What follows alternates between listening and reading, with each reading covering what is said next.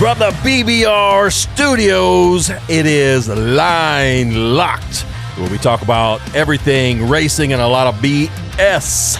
BSN. This is episode number 21, and we got some great... Boy, howdy. Howdy. 21. Oh, we are legal age now, right? We are. We can finally drink. Yes, I'm excited about that. Yeah. What's your favorite drink? Are we allowed to talk about drinks? I think so. What's your favorite drink? The non-alcohol kind. The non-alcohol kind? No, I'm just a beer guy. Just a beer guy? What about you? I'm kind of a beer guy too, but I like my vodka. Yeah, a little vodka, cranberries or something. Not cranberries, vodka and Kool-Aid. I've always wondered because my favorite's IPAs, and they taste terrible. I can't do IPAs. Yeah, and I don't know why I like them so much because they taste awful. They do. I think what it is, it's like the ends of the means. Like you get where you're going faster. Oh, that's true. That's why I like vodka. Yeah. But yes, I agree with you. Yeah, though. Yeah. I found that one $8 bottle of cheap vodka versus an $8 6-pack. Yeah. The vodka is going to get you further faster. That's true. And hell, the IPAs that I buy, they're $20 for a 6-pack. Yeah. I can't stand the aftertaste of an IPA. No, they're awful. Yeah. But, I sure do love them. Yeah. I don't know. I guess I always been told that I have girly drinks because I like the Blue Moon with the little orange in there, little citrus flavor. That ain't bad too. I like that. Yeah. I like Dos Equis, Modelo, and I like to have lime in those. Yeah. So Hey. but if it's just like an everyday drink, I'll just a little Miller Lite's fine. So email us. Tell us what kind of drink. No, I'm just joking. Put it down below. What's your favorite drink? So how's your teeth doing, man? It's been a month now, 2 months. It's comes and goes, but I still got. This is the recording of this is going to be at the end of February, so I still got another month and some days to go before they can rip them out for me. Yeah, the wisdom teeth on the one side, they're like hitting your other teeth, right? Mm-hmm. And so they're like putting a lot of pressure down there. Wow. I was eating a milk dud yesterday, and I was just chomping away. I was looking at my phone and all that stuff. All of a sudden, there was this crunch. I was like, milk duds are not supposed to crunch. And then I stopped chewing, and I pulled it out of my mouth. It was gooey and all crappy looking and all that. But there was something in there, and I don't know if have you ever taken like Reynolds wrap and put it in your teeth and tried to chew it? Have you ever done that? If you have fillings, I don't know that I ever have done that. Well, if you have fillings, the metal fillings back, at least when I was growing up, that's what we got. It has this real weird feeling, metal on metal, but tooth on tooth, biting down on teeth and breaking them. Yeah, so I've got a tooth that's now broke. It's not quite in half, but you're softer than single ply toilet paper. Can't even eat a milk dud. I know, right? Oh, yeah, it was pretty bad. And it'd be one thing if it was a jawbreaker or something. I can understand that, but a milk dud, What are you gonna do? I don't know. Hey, we got TikTok tragedy today. TikTok tragedy. All right, hit the cue, boys. Music now.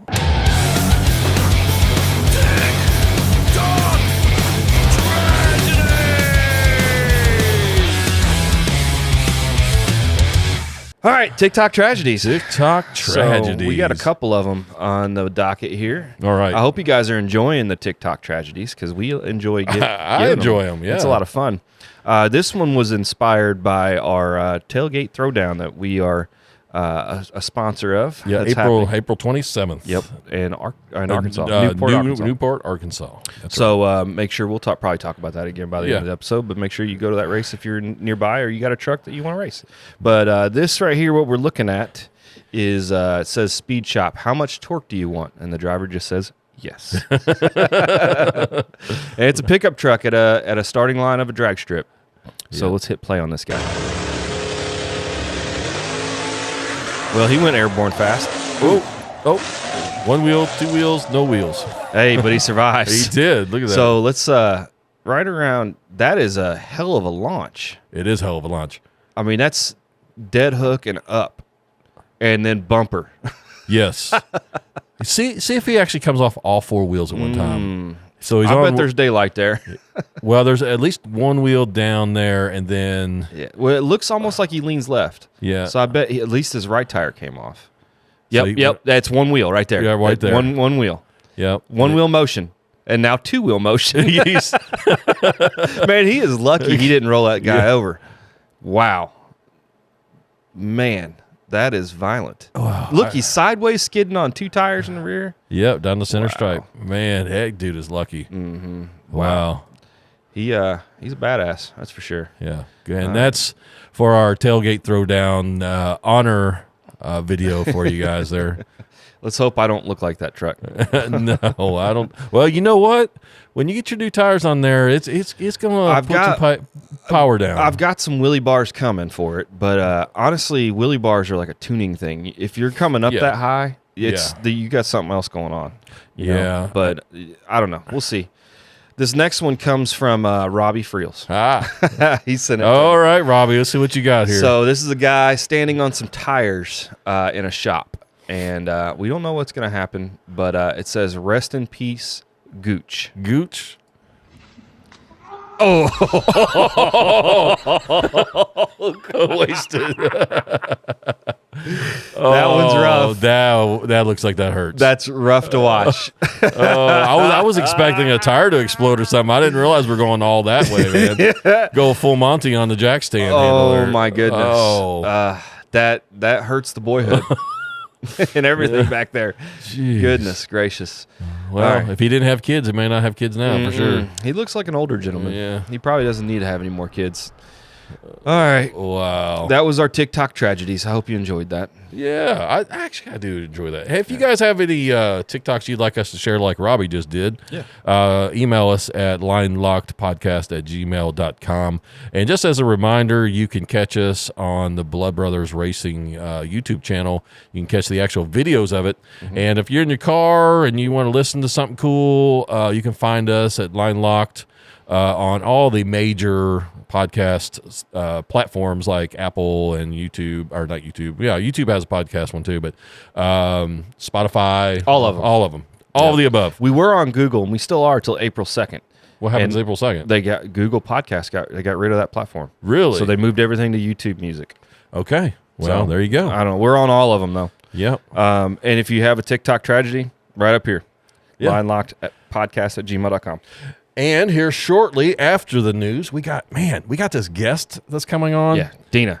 Dina is going to come on. The spicy meatball. It's Dina Parise, and she is a Pro Mod driver. Yep. And we're going to hear some exciting stuff about her. And ice skates. Ice skates to Pro Mod. Ice skates to Pro Mods. There we go. Yeah, no joke, guys. Yeah. She was a figure skater, and now she's a race car driver. Pretty cool. Yeah. It was a really great interview, and I think you guys will enjoy it. Yes, absolutely. But first, we got to do the news. Let's do the news. I'm going to hit the button right this time. There. From the Line Locked Podcast, it is Racing News with your host, Corey. That's me. All right, so we're going to talk a lot of bit about Lights Out 15. It just happened. So first of all, it's an amazing race that's put on. It was at South Georgia Motorsports Park. Donald Long put it on, Duck X Promotions. Always a great race. Radial versus the World. If you guys like drag racing, this is your jam, buddy. I hear that name a lot, Donald Long. Yeah, I've said it many times. I know you have. So, Donald Long, if you're actually listening, write into us. We want to have you on here. Come on. He actually very well might. Come on, Don, bring it. He loves stirring controversy. I'll reach out. Yeah. All right, and if anybody knows Donald Long, reach out for us. Yes. All right, so first thing, we'll just talk real quick about qualifying, because qualifying, it happened. It always does. But they had a grudge race. So Stevie Fast Jackson finally brings his new car out, the Shadow 3.0, and they had a grudge race on Friday night. So first of all, I need to say this. Donald Long isn't a huge fan of no prep kings, okay? He calls them Cheeto eaters. Cheeto eaters. Stevie Fast calls them the in-laws. So instead of street in-laws is what he calls them. That's hilarious. Yeah, so Stevie got a grudge race with a no-prep guy, the Warbird, and they call him the Cheeto Eater. And it was originally supposed to be $20K to win. So the final qualifying, which Friday night at the last race of the last two pairs going down, they had this grudge race. Turned into $30K to win, I believe. Oh. I heard estimates of $51,000, but I don't know if it ended up being that high or not, but I heard it got to $30K. Stevie won with a pretty amazing pass for his. I mean, he qualified with a 3:52, I believe, in the 8th, but he ran this one as a 3.553 at 210.60 mile an hour, which is getting it, especially for a new combo, man. That's cool. Yeah. On a radial. Yeah, so, and that Stevie Fast is one of your faves, right? Yeah, he's one of him and Lyle Barnett. I love their, if you guys aren't familiar, they got a podcast themselves, or I don't know if they call it a podcast or not, but Shake and Bake Show. You should check it out. It's a lot of fun. Yeah. So, anyway. So is Donald Long a Stevie Fast fan? Well, he's a nut hanger, I think is what they call him. A nut hanger? What's a nut hanger? Well, he loves him so much that he hangs off Stevie's nuts. Oh, that's okay. what that's what they're saying. That's what everybody's saying. Okay, yeah. all right. So, and it's just it's back and forth. The whole atmosphere over there is different than what we're normally accustomed to. A little less professional. Okay, but we'll take it. I enjoy watching that. If you guys enjoy watching it, you'd probably like there's what they do too. But anyway, so. Let's just talk about the actual winners. Now, some of them I can't have times or names for, but I'll tell you because there's at least no time. Truck, there was a winner there, Michael Rick. He won with his nice little blue C10 truck. The first one I can talk about that has times is the Vortec MacFabs Ultra Street. Koyman against Keep. Keep had an 027 reaction time and won with a 448 at 157. So that's the Ultra Street class, which I think is all steel, all glass. I'm assuming that the decoyman he didn't finish just because he was doing 68 and going across the line. It looks like he had a halfway decent reaction, an 056 reaction, but 7.91 in the 8th isn't doing too good. No. Especially with this caliber. Yeah. All right, the next one's Precision Turbo UPR X275. Yep. Rhodes is the only one that showed up.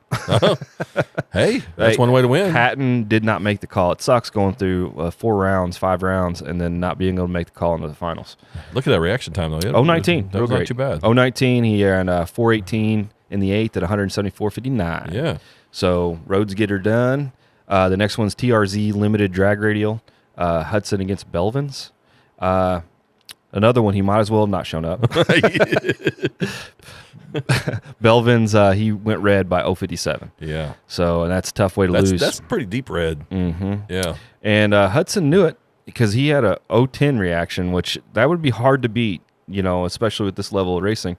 But he only went 65 mile an hour in the 8th, 27.88 seconds. I didn't get to watch this one live. I'm wondering if he spun the tires. And then if Belvins didn't go red, he would have won if he spun the tires. Yeah. Or broke completely. I don't know. He just rolled across. I have no idea what happened here. But if anybody knows, let us know in the comments. But yeah, the next Pro 275, I don't have any information on this other than Tim Dutton won. Yeah. So I apologize for that. I couldn't find it. The big one, Radial versus the World. Okay, this is a radial tire against anybody that wants to come out. Big tire, slick tire, whatever. PTC Radial versus the World. So Jay Miller against Stevie Fast Jackson. Okay. Miller had a 018 light to Stevie's 024 light. So Stevie didn't get him on the tree. Like Stevie's normally pretty good on the tree. Yeah. But Miller got him there. Didn't hold on to it though. Looks like he spun the tires. He went 412, Miller did, and Stevie Fast went 3.50 with a 4. Man, Jay Miller's time for 4.125. It's pretty fast. That's pretty fast. Yeah, but nothing for Pro Mod. I don't want to call it keep calling. This is Radial versus the World. It's not. Yeah, it's a Pro Mod car though. Yeah, because Stevie's running Pro Mod coming up in Pro Mod All-Star or whatever it's happening as we record 4.12, that's what the street in-laws run, right? Street in-laws. See what I did there? Yeah, you see what I did there? You did it. So, anyway, Stevie won, but the coolest part, the first qualifier Stevie ran, he ran a 352, and he blew the motor right at the stripe, okay? So he was in overhaul mode and got it all fixed up. The last race, this one right here, with a 350 here, blew the motor right at the 8th mile. Scattered it. Well, I don't know if he scattered it. I tell you, there was a lot of flame and smoke come out of his tire. He actually was talking on the podcast that the first one he blew in the qualifying, it pushed a head gasket. And I'm sure people watching this probably know, when you push a head gasket on aluminum blocks and heads, you end up getting like a jet of flame come out. They say it's pretty hot. It burnt through his firewall. No kidding. Yeah, he said that he's installing titanium blockers right where the head gasket goes because he burned his fire suit It got so hot. But For my blown head gasket. Yeah. That's incredible. Have you ever seen one blow out? I'm sure I have. Well, I mean, what I'm saying is like aluminum. Yeah. When those go, especially a blown motor, it's like looks like an acetylene torch goes through it. Does it torch the motor itself? Torch the head is what they call it. Yeah. But does the block any good in it? Well, it depends on what side it blew out on. Sometimes they hurt both sides, and sometimes it just hurts one side. Yeah. But yeah, you're definitely going to be facing and milling and lathing and all that other shit you got to do. Wow. Yeah. All right. Well, the only thing I got to talk about now is the next race coming up. So after this coming week is going to be the NHRA Emily. I can never say that right. Emily. Whatever that is. Motor Oil NHRA Gator Nationals. It's All-Star and the All-Star Pro Shootout. That's March 7th to 9th. It's going to be cool. One interesting thing that's going to be going on is Leah Pruitt is going to be running the All-Star Pro Shootout. Mm-hmm. But Tony Stewart is going to be running in the Gator Nationals. So they're going to have 2 cars there. I'm not really sure, and only 1 crew. Oh, so okay. The All-Star Pro Shootout happens on Friday night, I think, and sometimes Sunday. I'm not exactly sure how that goes, but just know that it's going to be difficult for that team. Yes. They talked about it on the Brian Loans podcast. We're still waiting on you, Brian Loans. Yeah. Is this a points event? Yeah, it's the first NHRA event of 2024. Okay. Yeah. So that's going to be cool. Make sure you. And that's down. I'm assuming Gator National is always in like Jacksonville, Florida, right? Yeah. Yep. All right. Cool. That's all. That's all the news I got. All right. Awesome. So I guess we're going to go. Yeah. Let's go take a break, and then we'll come back with our special guest. Yay! Yay! All right. Can't wait.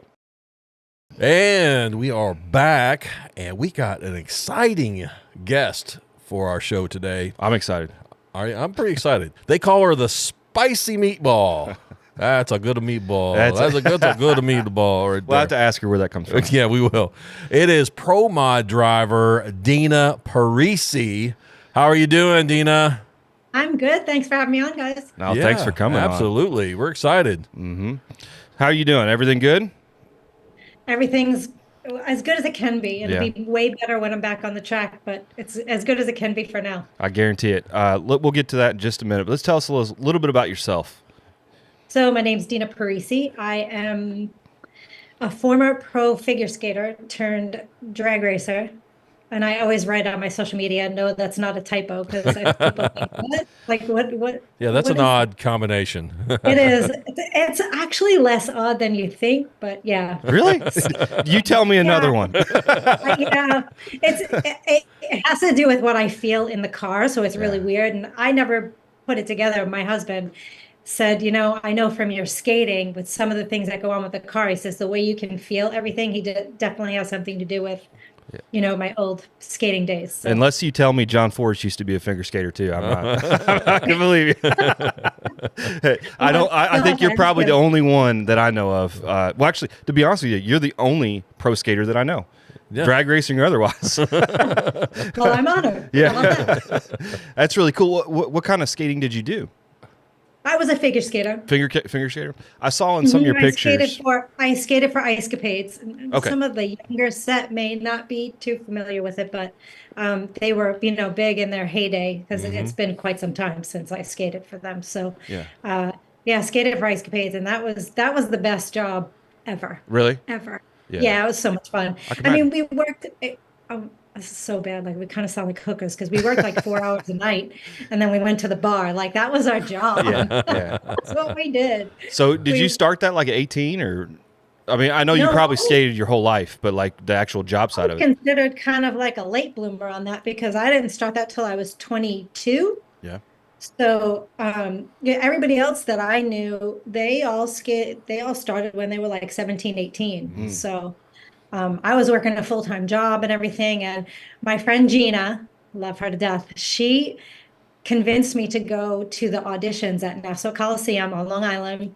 She's like, oh, you should. I think she hated my boyfriend at the time. So she was like, oh, I think you should just go. I'm like, okay. And I wound up passing the audition and in like January or February. And then that August, I left for tour. It's pretty cool. That is credible. Yeah. And how many years did you do that for? 4. 4 years. That's still. 4. I wish I could have done it longer, actually. Yeah. But why did you decide to get out of it?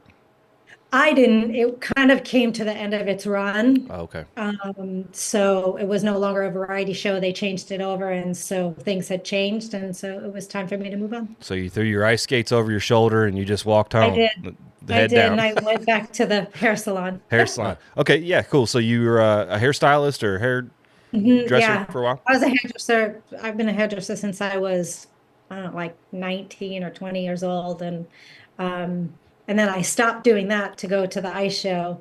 But the good thing about that was I made extra money at the ice show because I cut people's hair and colored it and all that fun stuff. So Double dipping. I like to make do. hey, we all got to have a hustle, right? Especially in drag racing. Exactly. So you did ice skating and hairdressing. You know, 22. You did it for 4 years. So now that you're 26, what do you do now? Let's see. No, I'm just kidding. I got married. It's a whole thing. I got married and divorced, and then married my husband Andrew in 2000. We're going to say it's 2000. Married him in 2000, and that's how I got into racing, actually, was Andrew, much to his dismay. Yeah. So was Andrew, did he already start? He already had a hobby of racing, and then you came along, or how did that pan out? He did. Well, back in the 80s, because, we're old. I'm 57, so, we're up there. Back in the 80s, he was actually a street racer. Oh. And, we don't really condone that now. Right. He was a street racer, and he watched someone ahead of him lose their life, and that was the last time he street raced. Yeah. And then he decided that he was going to go into, racing on the track, which he did, and we wound up getting a Camaro. It was a 67 Camaro. It still had the vinyl top on it. It was about 1,100 horsepower. And he drove that car, and I watched him for a while. I had never been to a drag race until he took me to one. So I didn't start racing until I was in my 30s. Oh, nice. And I fell in love with the sport. I fell in love with everything. I've always loved cars, but the people, the camaraderie, the different vehicles, the different types of, different classes of racing. I just fell in love with it all and went to Frank Hawley Drag Racing School, and the rest is kind of history. There's a lot of people that I know that went to Frank's that are very successful at this.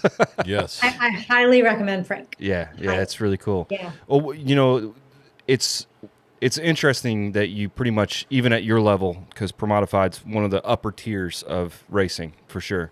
It is interesting to hear that, the thing that you fell in love with is the same thing we fall in love with, the being around everybody, having friends, and then the real diverse cars out there. I mean, at least what we race in a Nostalgia Drag Racing League. So we race older stuff. I love it. Still relatively fast, but nothing like what you're doing. But there's so much odd things, and the family atmosphere and all the fun that goes along with it. We call it camping with friends with a little racing involved. Yeah, you go camping and have some racing. Yeah. One of the things I always liked about drag racing too is that, and it's not really a knock to NASCAR, but the difference, I feel like we never needed a diversity program. Mm-hmm. Yeah, that's you know true. What I mean, it's just they're just everybody from everywhere, all coming together and having a great time. That is 100% correct. I never even thought about that, and that is true. There's about any type of person out there is at the drag strip, 100%. Yep. Absolutely. And you don't see too many major arguments or anything like that on a drag strip, or you go to a roundy round track and you see them all the time. It's you go there to see a fight and a race breaks out. Yes, right, exactly. Kind of like a hockey game. Yeah, 100%.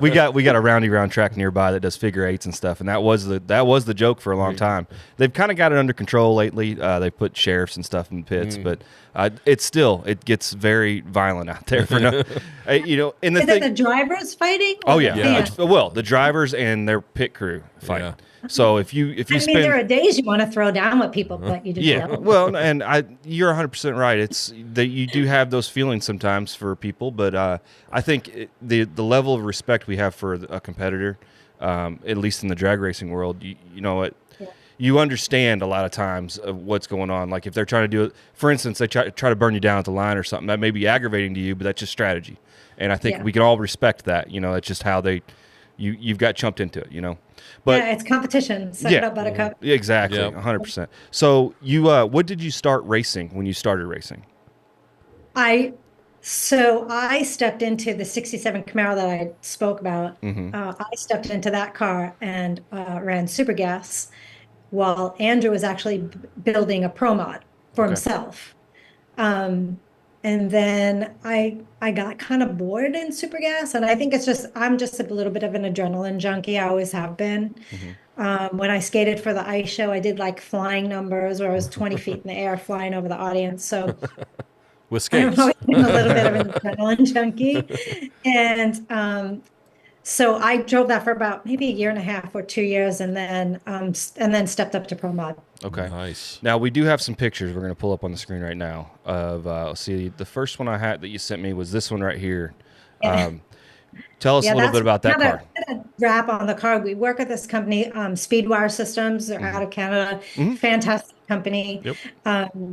And they actually supported us to do this wrap. I wanted to do a really cool military themed wrap. We've always worked with the military, and so we had that on the car for a bit.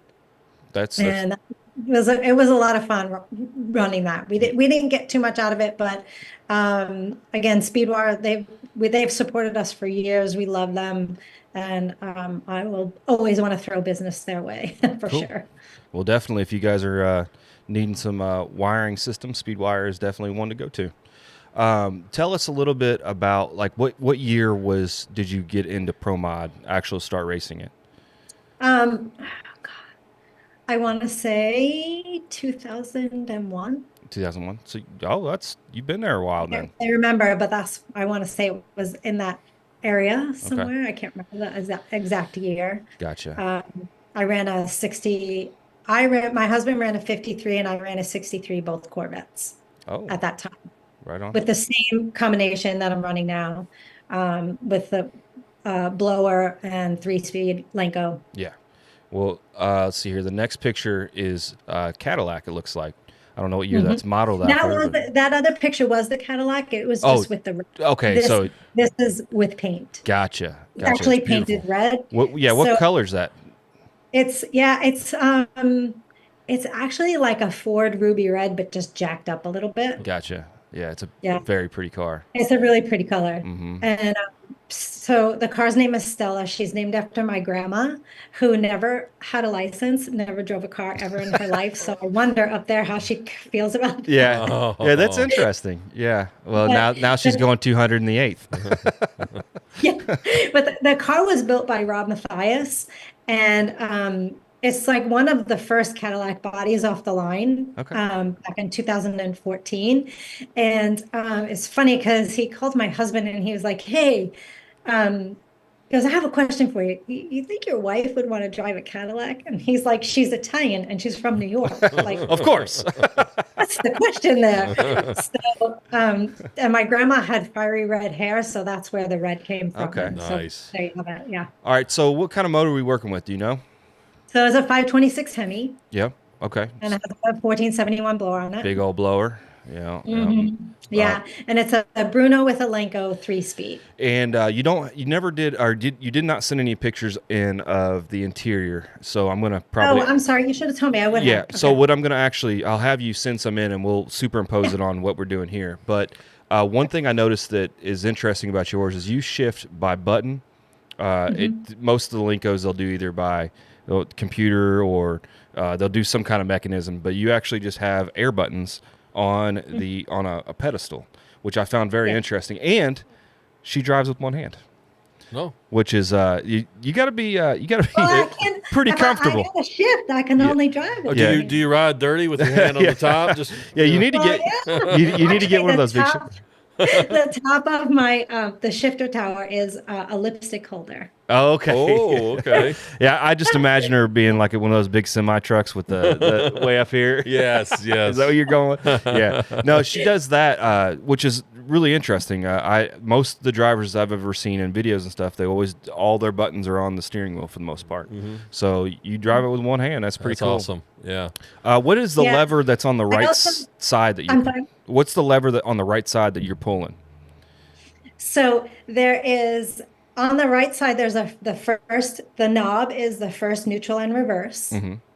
There's a little lever with a knob. And then you have the shifter tower, which is second and third gear. And then you'll also see the handbrake. Yes. And then, it had when it's open, it means that there's fuel flowing, and when it's closed, it means that there's no fuel flowing. Okay, so that's all that one bar that I see you messing with in the staging, or in the Yes. That's all that. Okay. And I have actually have a foot brake as well. I guess because my feet are small, because I don't think most guys do. I don't think they'd have enough room. So I have a foot brake. So of course, when I push the handbrake, the foot brake moves. And I also leave off a clutch pedal. Okay, that was going to be my next question. Yeah, because a lot of guys on Bruno drives, they'll use a torque converter or something, but you actually have a clutch. So we run a converter, but my trans brake is a clutch pedal. Oh, okay. You just have it there for giggles then, huh? Yes. That's pretty cool. That's pretty cool. Works, yeah. Yeah. So what did you decide that for? Because that's interesting. Well, so back in 2009 or 10, we ran NHRA Get Screened America Pro Mod, and the rule then was because mostly everybody was running a clutch then still. We were kind of the tip of the iceberg with our converter. They were like, oh, converter. Everybody thought it was like, now everybody runs a converter. Yeah. And the rule was that you had to, even if I had a converter, I had to leave off a clutch pedal because mostly everybody was running a clutch. Okay. So that was the rule. And we just left it. I like leaving off a clutch pedal. I think it's fun. So we left it. And I still like to shift. I prefer not to put auto shift in my car. I understand. That is interesting. We always talk about how if there's gray area, we're going to find it. And you found some gray area there, because I assume that clutch is just hooked up to a switch, right? Just like your line lock switch or whatever. Is that? Yeah. I mean, it's the trans brake, so it's just like it's a little solenoid. Gotcha. And, not gonna lie. I mean, I've had a couple of times where a $1.25 solenoid has gone kaput, and which means beams, but that does happen sometimes. But that could happen on a trans brake too. I mean, like a normal button on a steering wheel. I mean, things happen. Yeah. It's not a big deal. Do you have really competitive reaction times with that, or is that something you do? Oh, that's really cool. Yeah. And, I mean, and I think as I've watched others, I watched Pro Stock, and their clutch pedals set up a little different, but kind of watch how they leave with their foot. Some people slide off, some people pull off, and it just kind of depends on where you're comfortable. Gotcha. See, I was running a stick at first, and I was having terrible reaction times. I couldn't really figure it out. I'd end up having to deep stage, and it would hurt my ET, and it just... I could never get a grasp of it. But then again, back in those days, I didn't have a competitive transmission either. So I think you had 150 horsepower. Yeah. I didn't have a whole lot, and I was running a T5 from a Mustang, so it was bound not to do well, But is there a certain staging procedure you have to go through in order to kind of make that work for you? Well, I mean, I guess just like anybody, when I'm rolling into stage, I'm using and I'm hearing now that some people are actually, I know I said before about the feet thing, but my husband told me, he said, yeah, it looks like some people are going to foot brake now, which I don't think I could do that. Like if I get to top end, I don't know. I think it would screw me all up. Yeah. So I just hold the handbrake just to get into the beams. And then as soon as we're ready to rock and roll, I'm on my clutch pedal, full throttle. And then as soon as the light comes down, let go of the clutch and the brake at the same time. Gotcha. The one thing I know you probably have some kind of safety for it, but the one thing I'd be concerned of, depending on the transmission, is you going back and hitting the clutch as you stop, because I assume that may lock the transmission up on some transmissions. I'm sure yours probably doesn't have that, but we can't do that. Yeah, we cannot do that. Yeah, it'll throw you right into the wall. Yeah, exactly. Yeah. That would be like an emergency stop situation. Yeah, it'd be a little nerve-wracking for me. Yeah, that'd be a hard stop for sure. Yeah. Oh, it's crazy. Let's go on. Actually, Quayne Scott, a few years ago, he told me that he did that. Yeah. He was used to a clutch, and he said he was in a converter car, and he goes, I got to the end of the road. What do you think I did? Yeah. And with his southern accent, he's like, I stepped on that left pedal. Bam, right into the wall. It's habit, It took me a long time when I started driving a toter home, and with it has a Jake brake and all that stuff, and I had a hard time getting used to making sure my clutch was out when I was slowing down so the Jake brake would work. So I can imagine, especially if it's not something you do all the time, your first few times it'd be a little bit hairy. Like I would have to strap my leg down somehow. I can't accidentally hit it, especially like an emergency situation. Something happens. That would be the first thing I try doing is slamming on the clutch. Yeah. So we actually have a buddy that, he was running 10.0. It wasn't in the quarter. And he had a malfunction that his trans brake turned on at the very end of the pass. He bumped it with his knee, I think.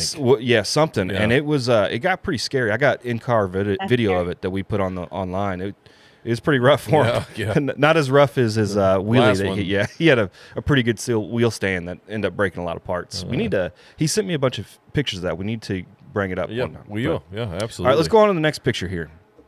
What we got?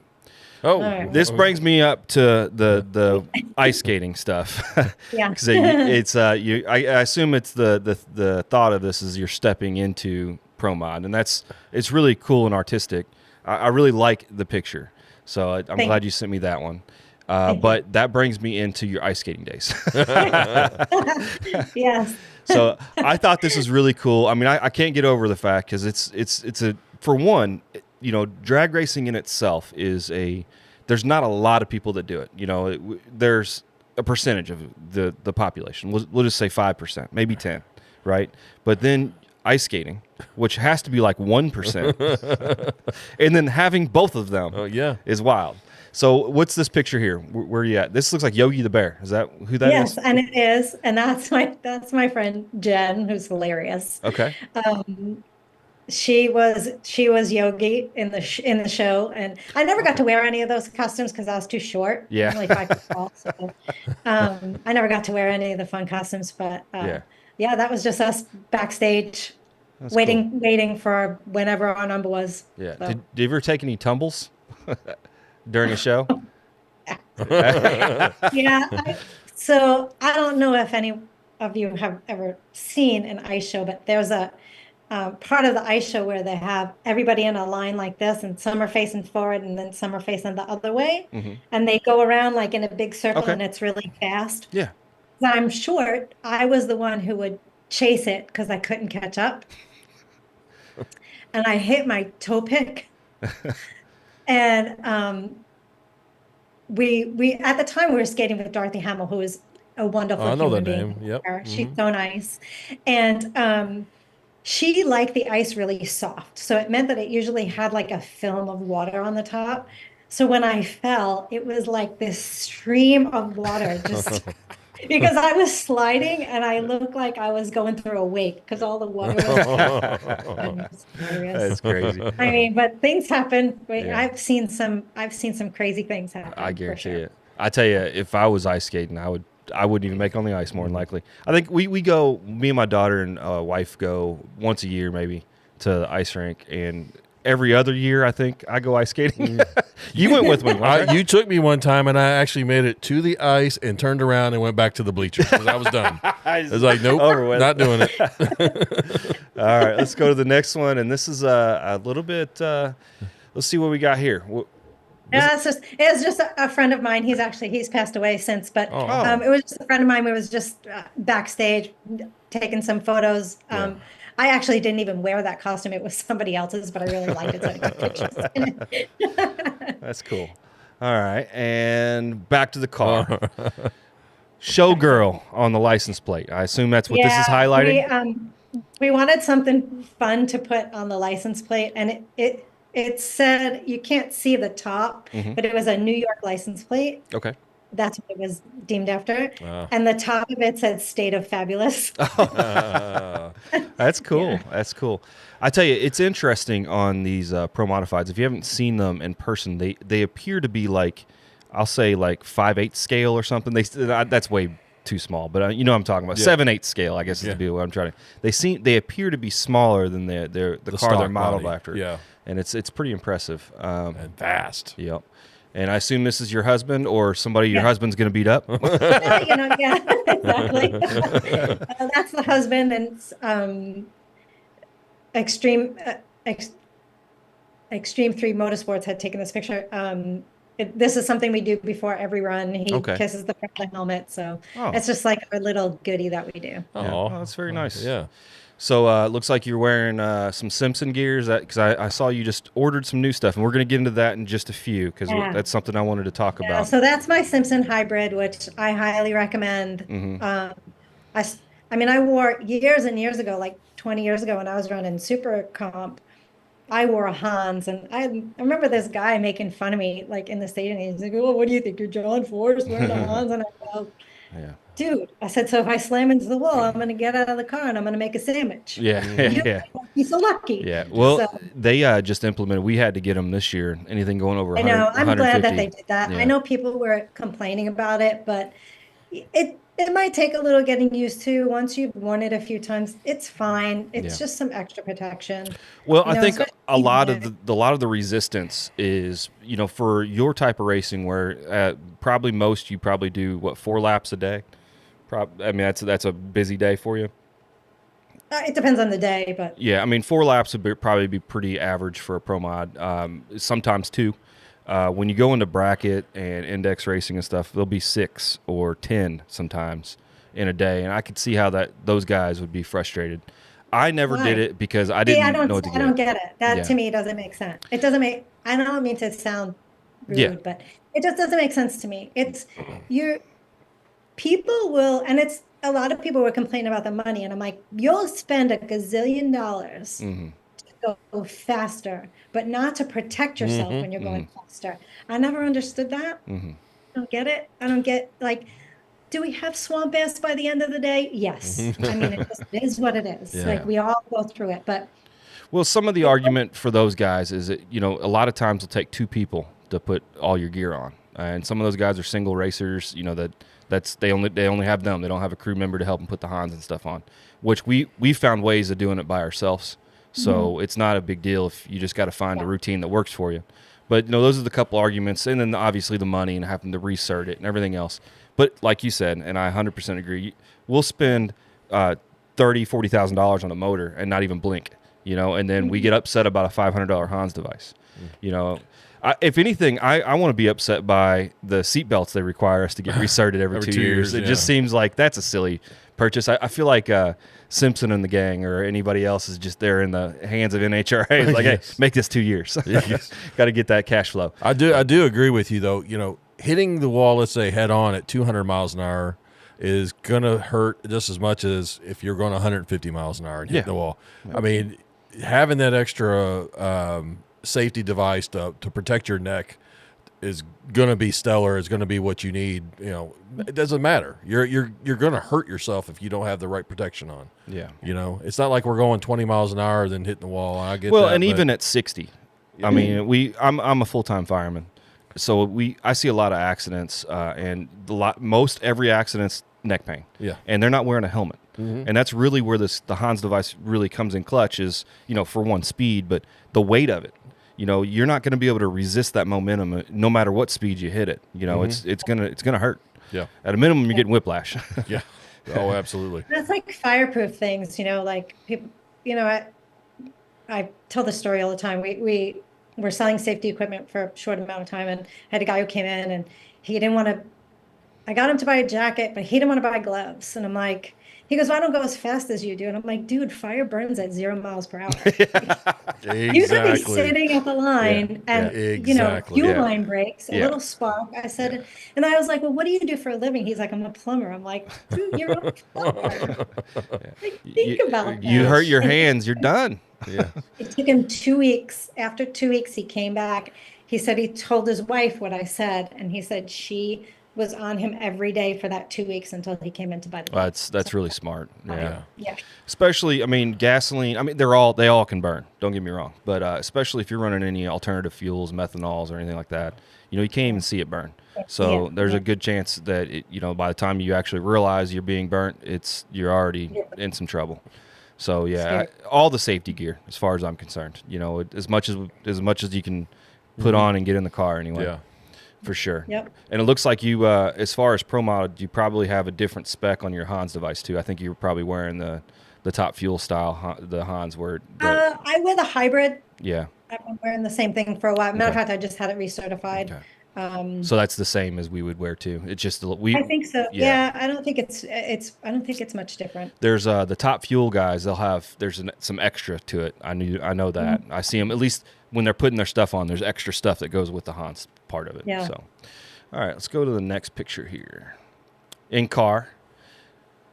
Yeah. But it's the wrong side. I needed to look at the other side. Well, the last conversation we were having. But it looks like you, your data recordings, race pack stuff, or yes, yeah. Race pack. Mm-hmm. Cool. And we're on Fuel Tech now. So, and there's some couple of cool things. So on the door right there, there's a written message from Bunny Burkett. Okay. She rode in the car in 2014. So she became a good friend of mine, and so and I've always looked up to her. Yeah, something special on that. I knew her name. Yeah, so. That's really cool. And I also want to compliment the helmet too. I meant to do that on the last picture. Oh, thank you. That is a very beautiful helmet. Thank you. Some really nice airbrush work done to it. It was my Chuck Buckler did that. It was my it was to look like a headpiece from the ice show. Oh, okay. Wow. See, I didn't even realize that. That's really cool. Yeah. That's really cool. Huh. Well, I'm too hard on shit. That'd be all scratched up. Oh, yeah, because you probably just throw your helmet down. Yeah, I do. You're done. No, do you? Get pissed off that you lost. Yeah, I'm just too hard on stuff. And there's a good stuff. shot of my lipstick holder. See it at the top right there? Right here. Yeah, I see it right now. Okay. Yeah. That's cool. I like the eyes wide open too. It looks like you're close to the finish line. That's always a good thing. I highly recommend it. Yeah, closing your eyes definitely not for the racetrack. No. But you look in a little bit of a shock there. So it's probably a lot like I think I was waiting to. Looks like I was waiting to launch because he's next to me. So yeah, well, because if you weren't, you would be ahead of him. He wouldn't even be there, right? Is that what you're saying? Yeah, well, we can hope, right? You will. All right, and I think this is the last one you sent me. It's kind of, I guess they call them hero cards. Oh yeah. So. This actually was just a picture that from ADRL a few years back, and I just like the way they very, very nice for sure. Yeah, they did a good job. Cool. Well, since this is your favorite, we'll just leave this one going while we ask you the few other questions. You've been out of racing for a couple of years now. What made you come out of it for a little bit? Well, life. Yeah. Things happen. Life happens. And then during COVID, we were paying for the rig and everything, and we were like, it was just an expense that we didn't need. Mm-hmm. So we sold it. We got rid of it. And now we had to kind of recoup. Mm-hmm. So we got a new truck. We got a trailer, new to us. Mm-hmm. We got a 2001 trailer. It actually used to be a NASCAR trailer. So it's kind of cool. It's got some different features that we didn't have previously. The downstairs is like all storage, which is really cool. My husband redid the lounge because it was a 2001, but it looked like 1985. I threw up all over it. It was like white Formica and red and black, and I was like, "What is happening?" And the ceiling was like these strips of mirror. I don't know what was happening there. Did you at least? Did you at least open the windows and let the NASCAR out? Yes, it's all been torn out. Okay. Actually, he tore the whole thing out and added a bathroom. So we have a bathroom and a shower now, which is good. So you got a lift gate trailer. So your car's up on top and you got all the storage and stuff underneath that you need. Yeah. And I assume you're probably hauling that with a semi truck or something, right? I assume. Yes. Yeah. Yes. Yeah, it's probably a really nice setup. The other big purchase of the year. So, yes, I believe it. Yeah, we just recently purchased our first stacker trailer. About a few weeks ago now. We haven't got to use it yet. We're excited to use it. We were driving with two rigs, and now we're consolidating to one. We were hoping to save money until we realized how much money it costs to run when you get these expensive tires and everything else that goes with it. Yeah. So you get same. Oh I know. This is so funny. So we had a stacker. And we were living in Pennsylvania, and we had to go to Maryland. So it wasn't too terribly far, except the hydraulic busted. Like, we don't know what happened. It just stopped working. Mm-hmm. And if you know anything about these trucks, it's not in the side panel where it kind of should be, so that underneath. you can get to it. Yeah. It's underneath. It's inside underneath the car. Yeah, we actually talked about that. Door, you can't open the door to get to it. So he had to drive all the way to Indy to Renegade to get it fixed. To come back just to go to Maryland. Goodness. Yeah, we were actually looking at ourselves. We were like, man, this is kind of a really terrible place to put all this really important stuff. Yes. Because there's no way. We got a Pace American. Our toter is a Renegade. It's such a weird place for them to put it. I'm like, why would you put it in the floorboard underneath when you can't open the door to get to it? Well, at a minimum for ours just operates the lift, not the actual door. But the thing is if the lift was all the way down, you can't get to it to address it. You would think at a minimum they would put it in front of the lift so that you could still, look at it, service it while the lift's not up. So I don't even know what the solution would be to try to lift that thing up if it does go bad. But we're going to hope that doesn't happen. I don't know if there's any wood around here to knock on, but we're going to knock on it. Right under here, man. Right under here. She knocks on her head. I guess we're good. So one thing, the reason that I was able to ask you to come on, you were on a TikTok live, which anybody that's on TikTok, look her up. Spicy Meatball on TikTok. She was on live and she was talking about she's trying to get her cert or her licensing certified. And it's similar to a CDL or something where you have to have a doctor's a health check. Yeah. And at a certain level, we talked about it in the live, at a certain level, you have to go advanced ET, and then there's a one for Pro Mod, and you have to get a doctor's visit. Well, I just assumed that's all it was, but evidently there's some more that you have to do than just on the doctor's visit. Well, so normally you do like your blood tests and all that stuff. And, I think like a urine test or whatever, and then just your general health. But when you're over 55, you have to get an EKG. So now you have to think like insurance for one thing, right? Everything costs $1 gazillion now. Even tried to pay out of pocket. So what happened is my doctor's office, their EKG machine broke. And they've been waiting for a new one. It's been on back order. They can't get anything. They're like, we just can't get it. They're like, we tried 3 different companies and can't get it. So I can't send my license in because I called them and I was like, look, this is what's going on. I looked into other avenues. I was like, could I just go to like the doc in the box and just say, hey, give me an EKG and I'm out. And they were like, no. I'm like, okay. So then I tried to go to a cardiologist, but I had to go as a new patient, $1 gazillion. And then they had to do the test, $1 gazillion. So I'm like, okay. And so I'm stuck. The one thing is, like, I've had my license number 181 for 20 years. Yeah. And with it, if I go over 3 months, I lose that number. I'm like, do I want to start fresh? Or do I want to really fight for my number? A. And then B, I think it's a full year before I would have to like do a retest, which is fine. But so I'm stuck right now because I can't get an EKG. So your doctor can read an EKG, right? Like if you were to supply him with an EKG? Because I got an oscilloscope, we could print something out right now. We'll just send it in. We'll talk. But for reals, though, if he can read it, you can just find yourself a paramedic nearby. They got 12 leads. We have 12 leads. We can hook you up and print out a EKG sheet, and they can just look at it. Wait, really? Yeah. They would.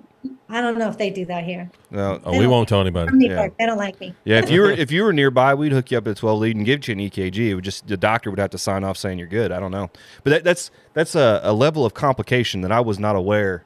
I mean, I thought maybe in Top Fuel maybe they got into crazy stuff like that. I didn't even really assume that. But when you're talking about needing an EKG, it's just that's diving in deep to make sure that you're healthy enough to muscle one of these things around. That's crazy. Yeah. Well, we really hope that you can fix and address that because we want you to keep your number. We'll see what happens. Yeah. I'm stuck. Like I'm like a sitting duck. I'm just waiting. So I called them. I'm like, EKG yet? EKG yet? They're like, no, Dina. I'm like, oh. Yeah, it's crazy. One thing I wanted to ask you, because it's not that you're the only female in the sport, but obviously it's not as common.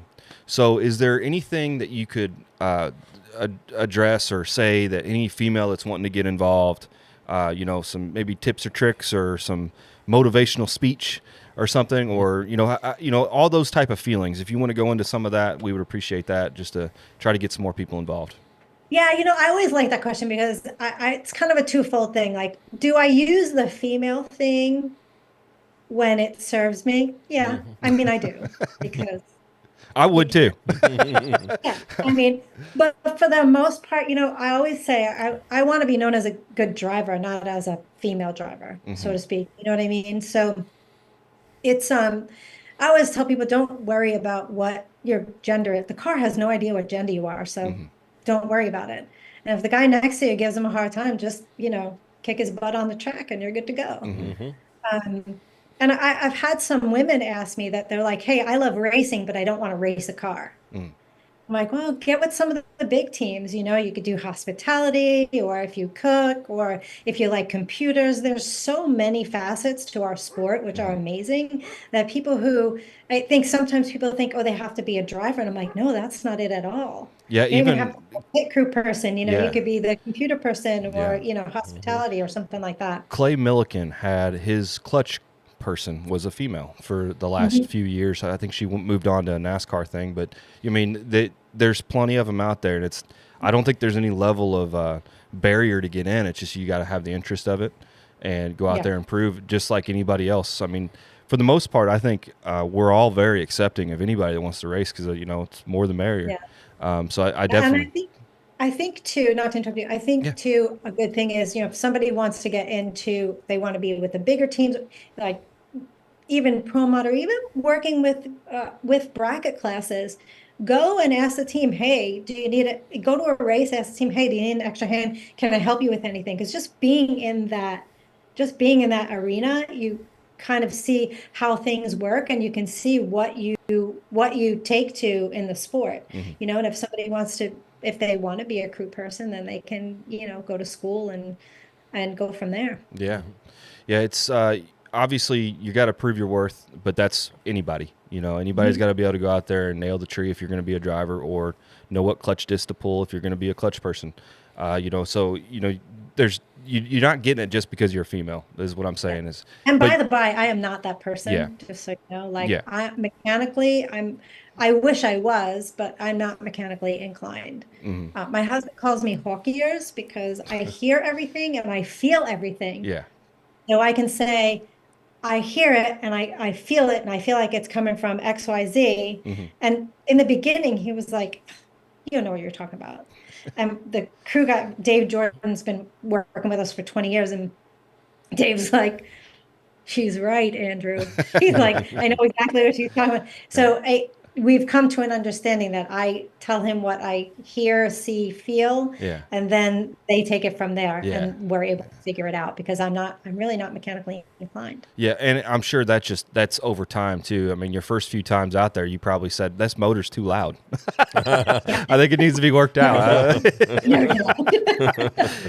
mean, the thing is like the feeling. I mean, you might feel a little stutter or something that you can relay back to Andrew and say, "Hey, I felt this at the 100-foot mark," or whatever, that unless you have some seat time, you wouldn't know that wasn't supposed to be there. But for sure, it's all about getting in there, and if you're interested in it, you want to be part of it, nothing's keeping you from doing it except yourself. 100%. Anything else you got for it?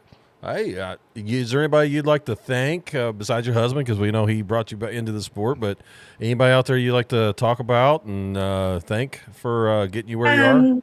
I also want people, if they can, to check out Hello Gorgeous of Hope. It's a small charity that I work with. They're out of Indiana, and they work with women with cancer, and they restore the beauty that cancer steals. That's what they say. And they do makeovers and things like that. It's all kind of feel good stuff. It's a really cool organization if anyone is looking into that.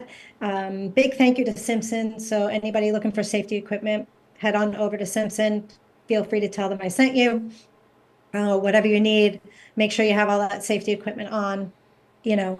pull your visor down when you're leaving the line. Oh, yeah. Things like that's a hard one for me to do. I keep on forgetting to put my visor down, but yes, definitely keep safe out there on that one. So we'll make sure we'll get the link for you, and we'll make sure below we'll have a link to that charity that you mentioned. Thank you. Sure. Yeah, appreciate it. Okay. All right. Well, man, we have had a blast chatting with you, and we really thank you for coming on. I had a great time. Thank you for having me. All right. Thanks. Yeah. I've been a pleasure learning about you and your career and your ice skating career. That was really fun to learn about. So but it's really nice meeting you. Thank you. We wish you all the best. Look for us hopefully later on in the season. Yes, we wish you all the best this season. We hope to see you out there. We watch all the NHRA stuff on NHRA.tv. And then if you make any of the flow racing, we'll see you there too. But maybe one day we'll be at the same track. Yeah, we will be. We race. that'd be awesome. The few races we go to are PDRA races. So, I doubt you, unless you're testing or something, you may not be there. But one of these days, maybe we'll actually make it to the big event and we'll say hey to you. Absolutely. All right. We'll talk at you later. It was nice having you on the show. Thank you so much. All right, man. That was an awesome interview. Man. We can't thank Dina enough. She took some time out of her busy schedule to talk to us. Yeah, make sure you guys look down at the description of the podcast and see her links that she's given us for her charity and her team and all that stuff, because you definitely want to take a visit there. Yeah, for sure. And follow her on all the socials. It'll be all linked below or on Facebook or whatever. Yeah. But make sure you go check her out. She's very entertaining on her TikTok. Oh, yes. So, all right, man, that was great. What we got next? Viewer mail. Viewer mail. On our last episode, we had Larry Harlan. He drives was a 48 Anglia blown. And someone came in on the comments, and it's from Rockport, Nazarene. This person says, "Hey, I'm Larry's favorite sister, LOL." I wonder if the other sisters know. I don't know. Yeah, he doesn't have any brothers, right? He said he was he only had sisters, right? She says, "Larry, what happens on the track stays on the track. Not telling mom." Very impressive interview. One memory I'd like to share is our dad had a lot of health issues, but we were able to make sure he was at the track to root him on whenever he was able. He was his number one fan, meaning Larry's number one fan. I tell you, it's touching to me because we involved Dad on all the ones that we go to. That it's a big part of what we do is having him with us. So it's very touching. Yeah, absolutely. And it goes back to being a family atmosphere and all that stuff, and being a family sport, and having the support of your family is big time. I mean, if you were just one of those people that would go out and just race and no one would show up to watch you, and then you didn't have that family support, it'd kind of get boring after a while. But me and you are both lucky, especially down in Bowling Green when we go down there for Father's Day weekend. I mean, we have everybody in our family show up and stay the weekend with us. Full house, yeah. So it's really awesome. One of our favorite responders and commenters, viewers, 1320 Quick. Again, thank you so much for writing into us too, by the way. He just says, "Hey, you should see if you can get Danny Kellums on the podcast. He was the driving force behind the modified production, which is now part of NDRL and has a lot of racing history."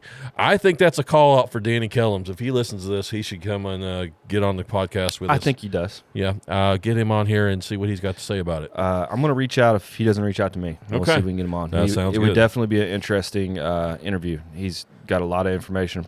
Sure, a lot of good stories too. Oh, definitely.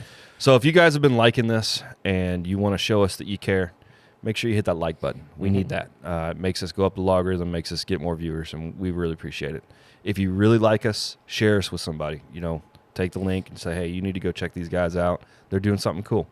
And make sure you're a subscriber. Yeah, absolutely. Yep. So you can write us at linelockedpodcast@gmail.com. And just send us a note. Tell us what you want to hear. If you know anybody that wants to come on the podcast and talk about their racing history and stuff like that. We're always looking for guests, and that's kind of the hardest thing for us to find. Yeah, it is. And we've had some good ones. Some great ones, yeah. Also, just a reminder that we're on the Blood Brothers Racing YouTube channel. You can find us there on the podcast section. But also, if you're listening on Spotify or Apple, we're there. You can listen to us in your car or whatever. We would love to have you and listen to us. So anyways, I am Chris. I'm Corey. And we are Line Locked. No, way off. Well, like 10 seconds off. We're never going to be Yeah. right. All right. See you guys. Have a good night.